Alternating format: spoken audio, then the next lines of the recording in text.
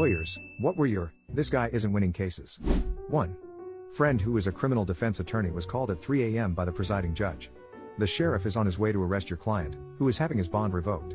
I am calling you at 3 a.m. about that because he is having his bond revoked for posting a real name social media threat directed at me and my family. 2.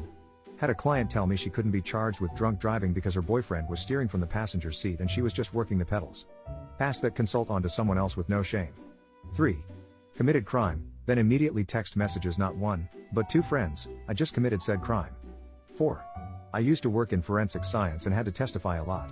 One of my coworkers was on his way to testify when he passed by a courtroom that had its door open, and heard the attorney screaming at his client, "How can you show up drunk to a DUI trial?" 5. I worked for a trial graphics firm and was working on a case where a forklift driver was driving maniacally and ran into a cinderblock wall of a new construction. It caused enough damage that a gentleman on a ladder on the second level of the structure fell and fractured some vertebrae. The forklift driver was reprimanded the day prior for driving the forklift in an unsafe manner. In his deposition, he bragged about how many speeding tickets and traffic violations he racked up in his Corvette.